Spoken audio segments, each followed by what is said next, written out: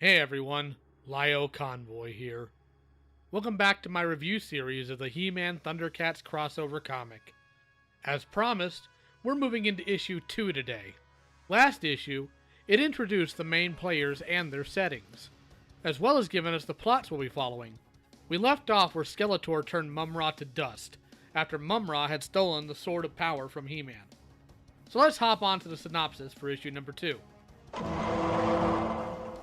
We open with a new narrator, explaining the things he's never been afraid of, all while Skeletor monologues about the state he's reduced Mumm-Ra to. Once he pours Mumm-Ra's remains into a vial, he finds out, through a loud voice, that Mumm-Ra isn't truly dead, but that his ashes are still sentient and capable of communication. Mumm-Ra explains this via his old line, "So long as evil exists, Mumm-Ra lives." Mumm-Ra contemplates why the ancient spirits of evil would choose Skeletor over him. That's when Skeletor reveals the reason. He has offered the ancient spirits of evil their freedom from the Black Pyramid. He tells Mumm-Ra how he discovered via the Golden Discs of Knowledge that Snake Mountain itself was erected in honor of the sister spirit of the ancient spirits of evil. That knowledge is what allowed Skeletor to become aware of Mumm-Ra's masters and to contact them to strike a deal. Skeletor goes on about what purpose he has for Mumm-Ra now. You see, the Sword of Power will apparently destroy those unworthy of the power of Grayskull if they call upon it. Skeletor is planning on subverting this by consuming Mumm-Ra's remains, and as such, metabolizing his immortality, allowing him to skirt the destruction that awaits the unworthy.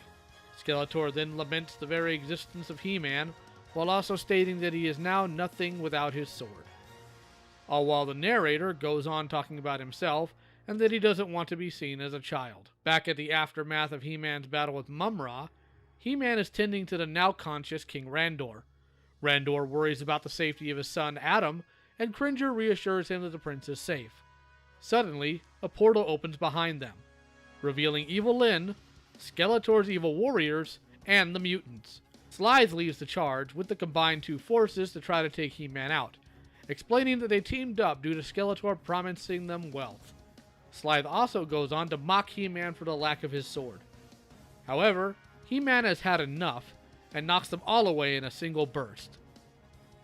Evil Lyn tries to tell the others not to take He-Man lightly, and Slythe starts berating her for her lecture, and gets punched in the face by He-Man mid-argument. Jackalman, Beastman, and Monkeyan decide to try their luck at He-Man. Beastman gets his whip around He-Man's neck, while Monkeyan and Jackalman take turns going at him with their weapons. Vultureman then barks orders at Triclops and Trapjaw, which they don't take well to, and they all hop onto machines called equilibrium defibrillators. Monkeyan tries to swing at He-Man with his flail again, and He-Man catches the flail's head and crushes it in his bare hands. He then uproots Beastman and flings him into Monkeyan, right before the others fire the defibrillators at him. He-Man cries out in pain, while Vultureman tries to fathom how he's still alive, seeing that these machines could quickly kill lesser men. He-Man leaps out of the way, and the machines destroy each other. While He-Man thinks he's clear, Evil Lyn blasts him with a spell that exponentially increases his density, causing He-Man to sink into the bowels of Eternia. The villains celebrate, but then feel the earth beneath them rumble as He-Man bursts from the ground, declaring that no one buries the power of Grayskull. He then makes short work of the remaining villains, including punching Jackalman into the stratosphere. Only Slythe remains. He warns He-Man to stay back, only to be rendered unconscious by King Randor, who hits Slythe from behind. Back at Snake Mountain, Mumm-Ra tries to bargain with Skeletor, stating that if he didn't consume him, he'd tell him of He-Man's secret identity. Skeletor makes a statement about how that really doesn't matter, and downs his vile concoction. Brimming with newfound immortality, he lifts the Sword of Power to the sky and summons the power of Grayskull, becoming a much stronger being. Back at the battlefield, He-Man is tying Slythe up while talking to King Randor. Suddenly, he is stripped of Grayskull's power, returning once again to Prince Adam with his wound restored, right in front of his father.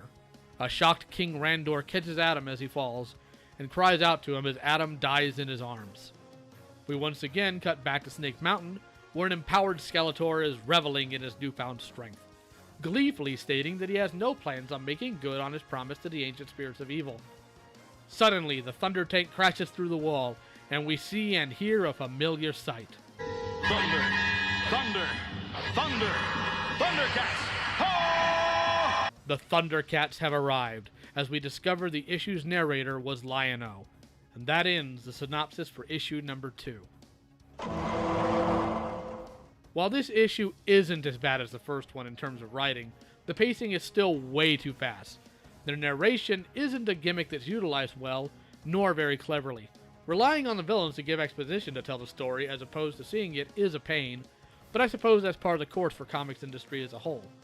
There's also the spell Evil Lyn put on He-Man. Was it broken?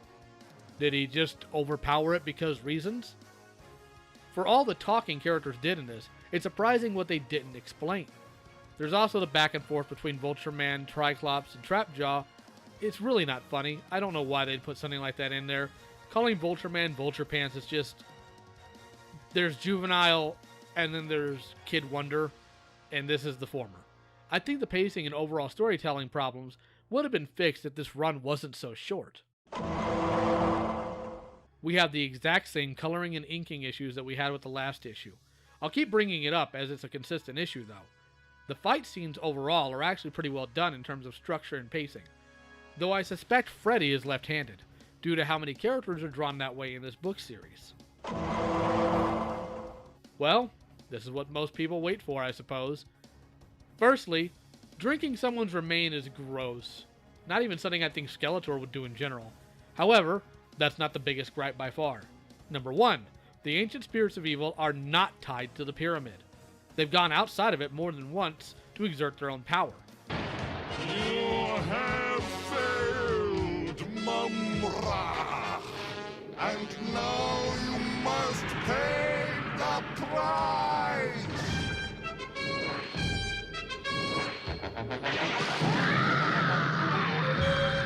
And that's not just in the show, but the comics as well. That's a flatly made up bit of nonsense, and not even the biggest gripe here. Number 2, and this is going to be the big one.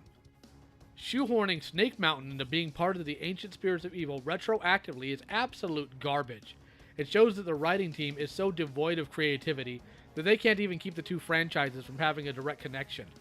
And don't worry, the lack of creativity is something I'll be covering by the next issue. Number 3, how does an Ancient Spirit of Evil just stop existing? I love how they have all this dialogue, but never explain that nonsense away. Number 4, Mumra's immortality isn't something you can just gain. It was given to him by the Ancient Spirits of Evil. This is even touched on in episodes like Monkey's Bargain and the Superpower Potion. You can't just be magically given it. You have to be subservient to the Ancient Spirits of Evil for them to bestow it on someone.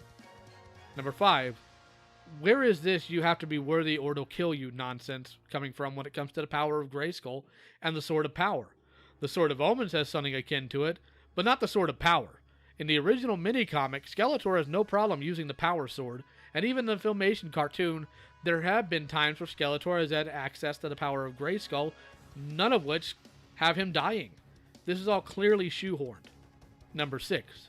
Speaking about the power of Grayskull, since when is it a only one person per power type of power source? This book makes the claim that only one person can access the power of Grayskull at a time, something that's never been a case in the entirety of Motu. This means that they're overlooking the existence of characters like She-Ra. This could be excused, except for the fact that the head writer for this series wrote the Eternity War, where She-Ra was a main player. Number 7. The monetary motivations of the mutants make no sense. The mutants are obsessed with power, not money. While riches is inherent to some of these cases, them being motivated by that alone makes no sense. Number 8. Since when has He-Man been impervious to regular weapons? I know he was in his New 52 run, but in the classic mini-comics and cartoon, he has no such ability. If he did, then none of his enemies would be dumb enough to come at him with swords. No amount of references to obscure He-Man lore will excuse the basic things these people have gotten wrong. In fact, all it does is make it clear to everyone that they don't care. Well, time to tell these people how they could have fixed all of this. Just have the Ancient Spirits of Evil offer Skeletor both the power of Grayskull and immortality and subservience to them, all in exchange for ridding them of the ThunderCats. That way, you don't need to apply any nonsense to try and tie the franchises together in a laughable way, and it's something the Ancient Spirits have offered other people before, like the Shadow Master. All of this fixes the lore issues number 1 through 5 without messing with established continuity and motivations. As far as the power of Grayskull goes, I know it was done that way so they could kill He-Man and shock every comic news site out there. More on that in the next video. But it wasn't needed. Keep He-Man in play and progress normally. As far as the mutant motivation, just have Skeletor offer them power. That's all it would take. I can't recommend this series to anyone, honestly. I feel it fails on all grounds here. They're clearly not fact-checking anything seriously, and only go to places that will give them positive feedback when it comes to reviews. This isn't the first time these companies have preyed on nostalgia with no effort, and it won't be the last. Be discerning in what you buy. Next week, we'll tackle issue number 3, where it gets even worse. Let me know what you think about this comic and my review in the comments below. Feel free to follow me on Twitter as well.